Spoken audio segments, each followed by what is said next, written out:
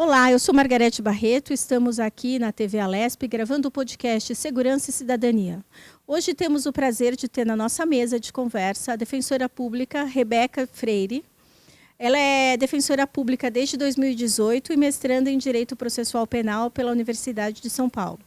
Rebeca, é um grande prazer receber você aqui, não só pela grande mulher e defensora dos direitos humanos que você é, mas também porque a gente trabalhou lado a lado aqui na casa, então eu tenho o maior respeito e admiração pelo seu trabalho como defensora pública e sei da sua responsabilidade com o direito dos mais vulneráveis. Rebeca, muito obrigada por sua presença aqui no nosso podcast. Eu que agradeço, Margarete, pelo convite. Para mim é uma honra, uma grande alegria estar aqui, porque eu era espectadora, sempre fui ouvinte do seu podcast. Hoje eu estou aqui com você na sua mesa, participando. Então, para mim é realmente uma honra. Eu também admiro muito você e fiquei muito feliz com o seu convite. Estou aqui para a gente falar sobre defensoria, falar sobre acesso à justiça.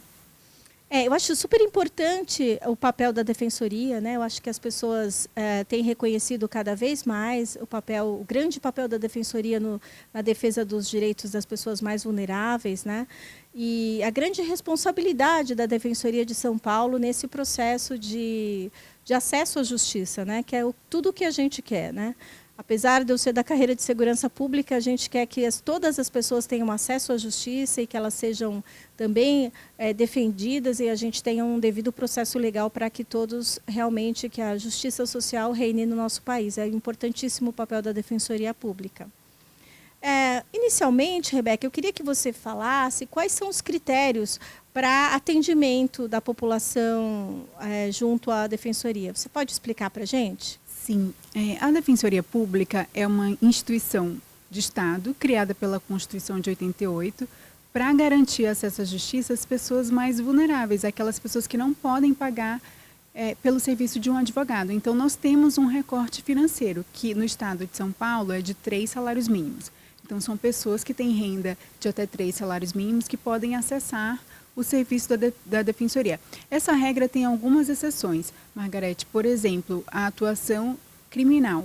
Nessa atuação criminal, nós não fazemos esse recorte de renda, porque você sabe muito bem como especialista que sem defesa técnica o processo criminal não corre, né? Então, muitas vezes, os processos são encaminhados para a Defensoria, processos já em andamento, após a citação do réu, que não constitui o advogado, para que o processo siga as diretrizes de um devido processo legal.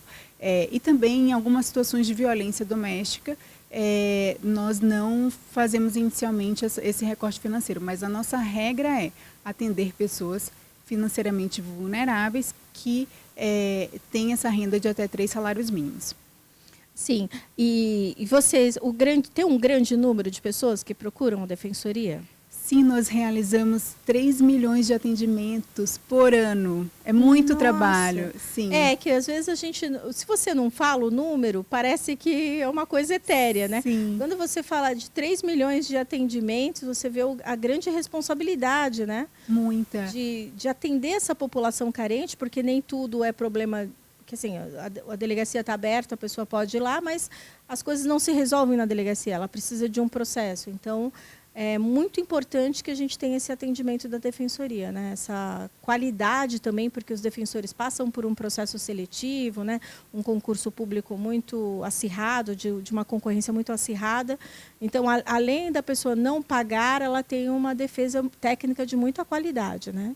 Sim, como todos os serviços públicos do sistema de justiça, eu realmente falo isso com orgulho, a Defensoria oferece um serviço de muita qualidade para a população. E nós fazemos o monitoramento desses números, porque é uma forma também de fazer o controle da política pública de acesso à justiça.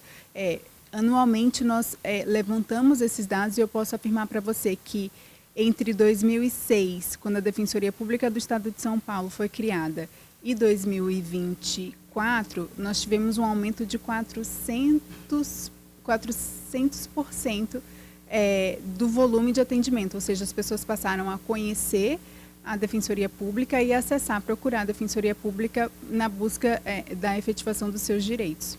Além da recente criação, que não é tanto tempo, se você falar em 18 anos de criação, é recente, mas assim, a aderência da população, né, a esse serviço, eu acho que se você me fala dos dados, é uma aderência muito grande, né? As pessoas estão conhecendo e estão aderindo. E como a gente pode buscar o atendimento, essa população vulnerável? Nós temos presencial, online, como é feito? Tem mutirões também da Defensoria. Sim. Eu gostaria que você falasse sobre esses diversos atendimentos que vocês fazem. Nós temos 3 portas de entrada. Nós temos o site da Defensoria Pública e no site há um assistente virtual chamado DEF.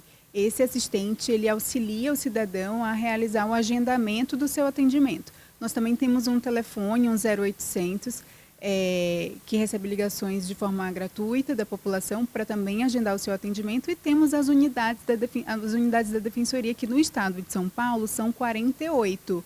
Essas unidades estão abertas todos os dias, com atendimento, a maioria delas no período da tarde, outras no período da manhã, e nós atendemos também no sistema de porta aberta, como dizemos, ou seja, para as pessoas que não têm agendamento, elas também podem comparecer na Defensoria em busca do seu atendimento. Certo. E depois da pandemia, esse atendimento online cresceu muito, né?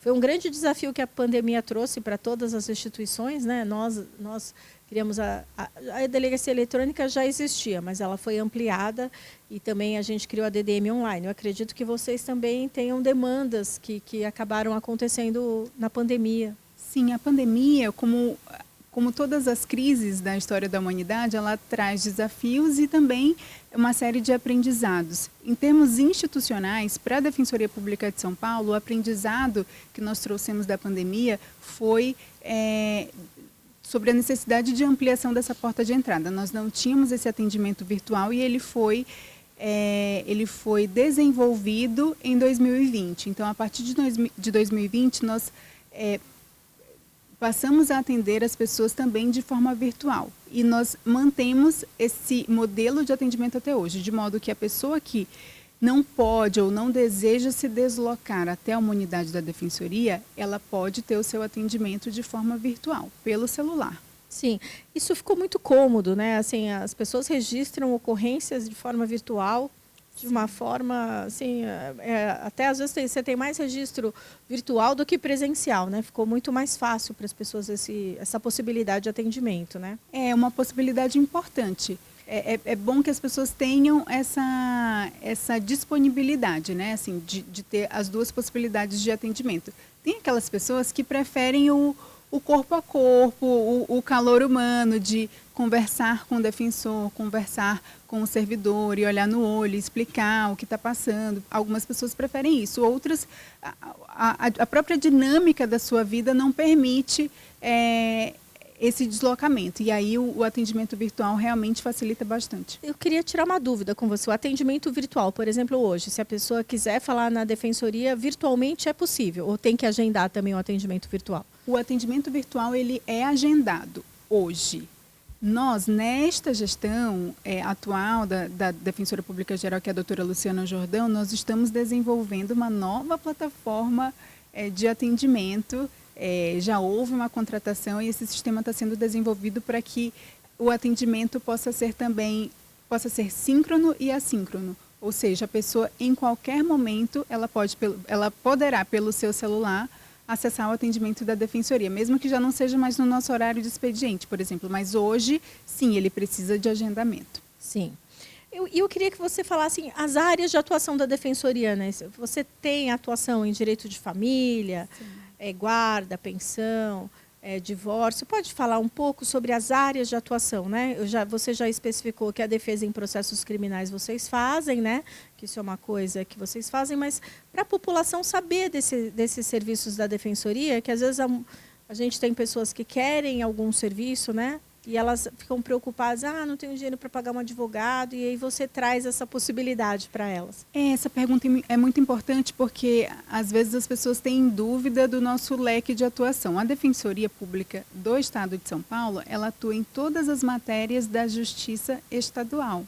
E para a Justiça Federal, nós temos a Defensoria Pública da União. Então, isso quer dizer que nós atuamos em matéria de direito de família, pensão alimentícia, divórcio. Atuamos muito em demandas de saúde, demandas de moradia, infância e juventude. Então, demandas envolvendo criança. Isso tanto demandas cíveis, né? Na esfera da fazenda pública, por exemplo, crianças que precisam de um professor, crianças que têm uma determinada necessidade, precisam de um professor auxiliar, fralda. Então, todas essas demandas cíveis também atuamos junto aos adolescentes que respondem a processos infracionais, atuamos na área criminal, na execução criminal, no júri. Todas as áreas da Justiça Estadual, elas desaguam na Defensoria Pública. Então, assim, em questão de saúde, por exemplo, se a pessoa precisa de um medicamento, o Estado não quer dar, e a pessoa às vezes também não tem direito, não tem dinheiro para pagar um advogado, a Defensoria também, se tiver dentro desse recorte financeiro, é possível a pessoa procurar a Defensoria. Sim, ela pode procurar a Defensoria, e é interessante você falar da saúde, porque a Defensoria Pública, ela não atua apenas judicialmente. Nós temos essa atuação que ela é mais conhecida, judicial, nos processos, para entrar com a ação, digamos assim, em favor das pessoas ou defender as pessoas que estão sendo processadas, mas nós também temos uma missão constitucional de atuação extrajudicial. A solução consensual de conflitos é uma meta da Defensoria e é um dever. Nessa gestão da doutora Luciana, inclusive, isso tem sido aprimorado. Nós criamos uma assessoria extrajudicial só para desenhar melhor o fluxo dessa atuação. E sobre medicamentos, por exemplo, nós temos já um fluxo administrativo criado com os poderes executivos, estadual e municipal, para possibilitar o fornecimento de medicamentos de forma administrativa e mais facilitada, sem necessariamente ajuizar uma ação. Isso. Mas se for preciso entrar com a ação, nós ajuizamos a ação também. Mas assim, essa possibilidade de uma solução consensual, né? E rápida, porque às vezes você consegue de uma forma rápida. Porque o judiciário, com certeza, vai decidir, às vezes, em favor da pessoa vulnerável. Sim. Às vezes o executivo municipal ou estadual só ganha tempo, mas se puder ajudar e salvar a vida da criança, é muito melhor, né? É muito mais efetivo, muito mais eficiente, todos ganham. O Estado ganha, a pessoa ganha, o sistema de justiça ganha, porque isso nos ajuda a desafogar o sistema, que também, eu sei, você sabe, que está sempre sobrecarregado com ações. Então, é um modelo de atuação extremamente profícuo e que realmente deve ser estimulado. Sim, eu acredito nisso também. Eu acho que essa resolução de conflito, né, porque não deixa de ser um conflito, de forma consensual, rápida, né, com a interferência de um profissional qualificado, que é o defensor, eu acho que traz uma paz social maior, né, acaba trazendo até um conforto para a sociedade, né, de saber que tem um ator dentro do sistema jurídico que é capaz de fazer essa interlocução com o Poder Executivo, né? Muito interessante mesmo. Eu queria que você falasse um pouco, Rebeca, de alguns casos emblemáticos de ações coletivas, da Defensoria, alguma coisa que você se lembre, que você pode, assim, ilustrar o nosso público que está assistindo a gente em casa, da importância da Defensoria. Que às vezes a pessoa lembra do caso, mas não sabe que foi a Defensoria que trabalhou, né? Sim, são muitos casos. A Defensoria Pública de São Paulo vai completar 20 anos no ano que vem. São muitos casos em que nós já atuamos ao longo dessas duas décadas. Mas tem um que me marcou profundamente e eu quero usar como exemplo. Nós atuamos recentemente, no segundo semestre do ano passado, no acidente da Voipés. Houve esse trágico acidente aéreo maior dos últimos 17 anos, salvo engano. E a Defensoria Pública do Estado de São Paulo, junto com o Ministério Público do Estado de São Paulo, a Defensoria Pública do Paraná e o Ministério Público do Paraná, nós atuamos de forma conjunta para oferecer para as vítimas, para os familiares, para aquelas pessoas naquele momento de extrema dor, um conforto no sentido de facilitar o acesso aos seus direitos, ao conhecimento dos seus direitos, além de uma série de medidas que foram tomadas. Nós montamos a Defensoria Geral do Estado de São Paulo, junto com essas outras instituições. Nós montamos uma força-tarefa no IML que permitiu que todo o desdobramento pós-acidente, a emissão das certidões, dos alvarás, a possibilitação das cremações, que tudo isso fosse feito de uma forma extremamente rápida. Em 2 semanas, todos os corpos já estavam identificados. E tudo isso fez parte de uma grande conjunção de forças. E a Defensoria Pública de São Paulo esteve, junto com essas outras instituições, à frente disso. Foi um caso emblemático e que me marcou muito, porque eu participei do atendimento a essas famílias. E foi uma dessas experiências que a gente carrega da nossa vida profissional. Sim, que a gente não esquece, né? Você manda um abraço para a doutora Jordão, porque eu acho assim, além da tecnicidade, você precisa ter um grau de compaixão. Porque você acaba se deparando com um acidente de grande monta, né? Assim, com muitas vítimas, as famílias desesperadas, né? Até para procura do seu ente querido. A gente sabe, eu já atendi caso de acidente aéreo, a gente sabe como as vítimas ficam, não sei se você conseguiu ver lá no IML alguma, é uma coisa que a gente também não esquece, né? Mas o mais importante é que a família se sinta acolhida, né? Porque tem tantos trâmites burocráticos que às vezes a família fica perdida, além da dor, né? Sim. Então, assim, isso demonstra também que a gente tem que ser técnico, mas a gente tem que manter um coração ainda no peito, né? Que a gente precisa saber que outras pessoas sofrem e que se a gente pode ajudar, por que não, né? Exatamente. Mas realmente, eu me lembro, foi um trabalho em conjunto muito bonito de vocês. Parabéns. Manda um abraço para a doutora Jordão. Eu queria que você falasse sobre você demonstrou com esse caso o impacto social e jurídico da atuação da Defensoria, né? Você consegue liberar as certidões de óbito, né, para as pessoas poderem enterrarem seus parentes, né, ou fazerem os procedimentos fúnebres. Você consegue mostrar para elas quais são os direitos, né, o que ela pode reclamar, né, frente a um acidente desse. Existe todo o impacto social que a Defensoria traz, né? Você consegue também dizer uma outra ação da Defensoria que trouxe esse impacto social grande? Sim, porque vocês têm um respeito. Eu acho que vocês e os bombeiros são as instituições que são mais respeitadas na sociedade brasileira, sabe? Então, eu queria que você me falasse, você lembra de alguma outra coisa que trouxe um impacto positivo? Lembro também a nossa atuação, eu não quero ser tão trágica, mas também a nossa atuação em 2023, por ocasião da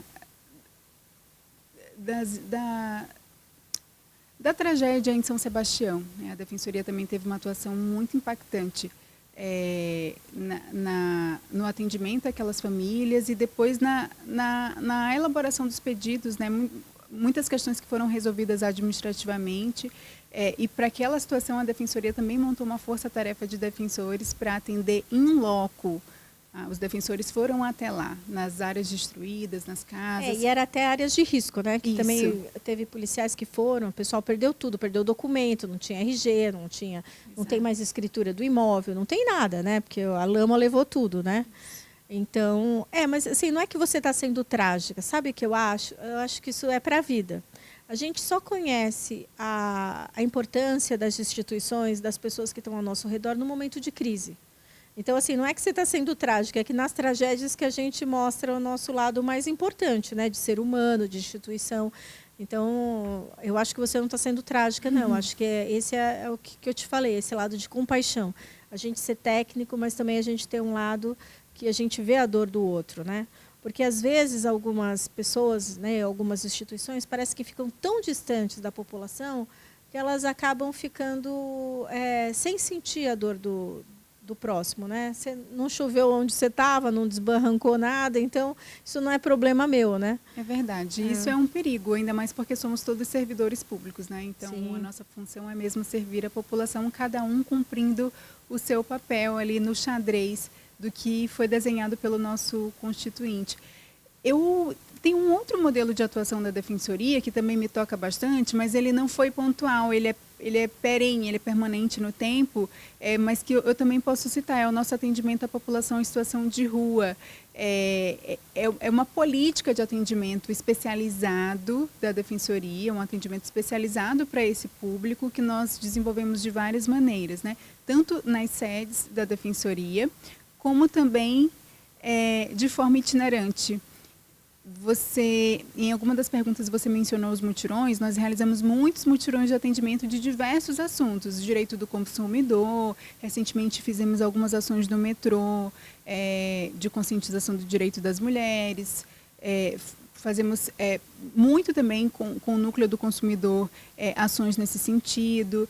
E sobre a população em situação de rua, além dos mutirões, nós temos também de forma permanente uma política de atendimento itinerante, ou seja, os defensores vão até a rua para atender essas pessoas. Nós nos deslocamos para pontos de grande concentração de pessoas em situação de rua para atendê-las lá, porque é um público tão vulnerável que muitos não conseguem acessar o prédio da defensoria, muitos não sabem o que é defensoria, então nós vamos até lá. Esse é um tipo de atuação que também eu acho interessante mencionar, porque, embora ele seja permanente, mas porque ele representa uma face importante da defensoria, que é de atender da melhor maneira a população, seja ela quem for, né? Então, é um atendimento diferenciado para pessoas que têm uma vulnerabilidade mais aguçada. É assim, até dar visibilidade aos invisíveis, né? Porque Isso. as pessoas, eu acho que dentro dos graus de vulnerabilidade, eu acho que o morador, né, de rua é uma das pessoas que está mais numa situação de vulnerabilidade. Ele não tem casa, não tem parentes, né, não tem a quem pedir, né? Isso, então, todas as suas vulnerabilidades, elas são aumentadas pelo fato de estar na rua. Sim, o seu risco à saúde, segurança, Isso. né? Seu risco de saúde mental também, né? Até pelo grau de abandono que essas pessoas vivem, né? Então, assim, é muito importante mesmo a gente ter uma instituição que olhe e que defenda, né, as pessoas que estão nesse grau de vulnerabilidade social, né? Sim, é importante. E o que vocês conseguem? Vocês conseguem o quê? Ajudar essa pessoa a encontrar família, tirar um documento? Qual que é o trabalho da defensoria com esses vulneráveis? O primeiro passo costuma ser a documentação, que realmente são pessoas que têm como uma característica quase comum a perda de documentações importantes, né, por razões diversas. Então, nós conseguimos emitir de uma forma mais tranquila e organizada para essas pessoas a sua documentação, até porque é engraçado, né? Por isso também há tantas ações do CNJ, do Sistema de Justiça nesse sentido. Sem documento, a pessoa não tem acesso aos seus direitos. Então, nós começamos pela documentação e, a partir daí, todos os direitos de diversas ordens que todos nós temos, nós atuamos em todos eles de uma forma mais proativa. A diferença do atendimento que nós prestamos para a população em situação de rua é que nossa atuação é mais proativa. Então, nós vamos atrás das coisas, vamos atrás dos documentos. Não sabem qual cartório foi? Nós conseguimos buscar em todos os cartórios do Brasil para tentar localizar, para poder pedir a segunda via. Aí, a partir daí, demandas de saúde, demandas de moradia, no sentido de que, por exemplo, a pessoa precisa de uma vaga em centro de acolhida, a pessoa está com alguma dificuldade no seu centro de acolhida, nós fazemos a intermediação. É interessante dizer também, Margarete, que a Defensoria Pública do Estado de São Paulo tem psicólogos e assistentes sociais. Nosso quadro de servidores engloba também não só profissionais do direito, mas também profissionais da psicologia e da assistência social, do serviço social, que fazem concurso para a defensoria. Então, contar com esse quadro especializado nesse atendimento também é fundamental, e nós temos essa possibilidade. Porque pode encaminhar para uma unidade social, né, para recebimento, porque às vezes a pessoa até quer se integrar, é que ela se perdeu, né? Tem pessoas que acabam se perdendo. Uma série de dificuldades. Que vão se agravando e criando outras. É realmente bem complexo. E aí precisa de um processo. Inicialmente é a obtenção de um documento, que aí ele é como se ele existisse no mundo, né? Ele existe, mas com o documento é possível acessar o hospital, acessar os serviços públicos, né? Porque senão, sem documento, quem é você, né? Isso, e a partir disso nós temos a fase 2, que é identificar a demanda, ou como costuma acontecer, as demandas daquela pessoa e atuar para resolver cada uma delas. Sim. Seja na saúde, seja uma questão de consumidor, acontece muito, a pessoa teve os seus documentos furtados, por exemplo, perdidos. Às vezes pode ter sim um cartão de banco mesmo, um cartão que é o cartão que ele usa para sacar um benefício. Então, há uma série de questões que a gente consegue ir resolvendo para tentar amenizar os problemas vários dessas pessoas. E vocês têm projetos e ações da Defensoria para a conscientização das pessoas? Que a gente está vivendo um problema muito sério de violência doméstica, né? Eu sei que vocês têm uma ação muito importante para as mulheres, né? Você podia falar para o nosso telespectador as suas ações nesse combate à violência doméstica? Temos sim. A educação em direitos é uma das missões da Defensoria. Então, nós atuamos nos processos judiciais, nós atuamos extrajudicialmente e a educação em direitos é uma tarefa prevista na lei para a Defensoria. Nós temos essa obrigação. Portanto, sim, nós temos várias ações que visam a fornecer para a população a conscientização dos seus direitos. Nós realizamos mutirões nesse sentido, e isso sobre vários temas.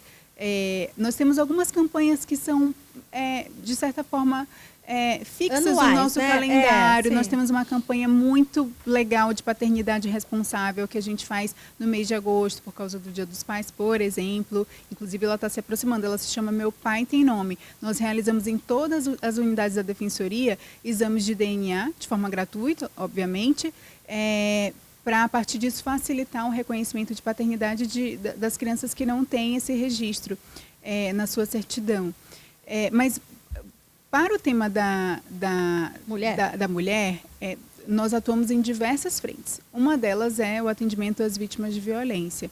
Esse é um tema tão caro para nós que nós criamos, a doutora Luciana Jordão criou na gestão dela, um comitê especializado voltado para a melhoria do nosso atendimento voltado às mulheres. Ou seja, esse comitê ele é composto por defensores e também representantes de secretarias municipais, estaduais, do governo federal. É um comitê multidisciplinar e multi-institucional, digamos assim, que tem como objetivo aprimorar o atendimento que hoje nós prestamos a essas mulheres. Nós temos algumas portas de entrada também, inclusive nós contamos com a polícia, porque nós temos um link. Nós temos uma parceria com a polícia que a gente disponibiliza, aliás, a polícia disponibiliza no boletim de ocorrência o link do atendimento da Defensoria, então a mulher já consegue ali acessar o nosso site, onde estão as nossas cartilhas.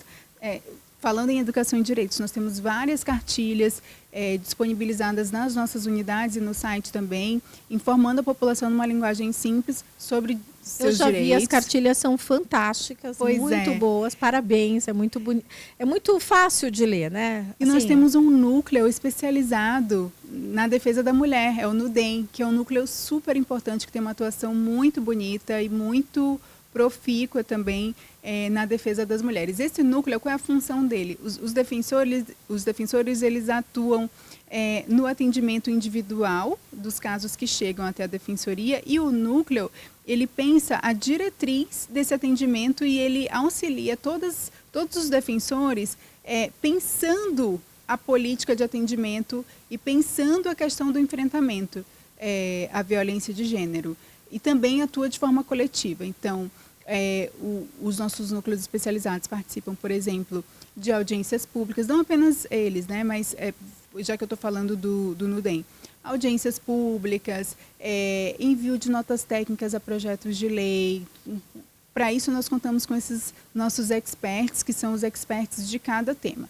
E o Núcleo da Mulher realiza esse papel de nos auxiliar, a todos nós da Defensoria Pública de São Paulo, na reflexão sobre essa temática.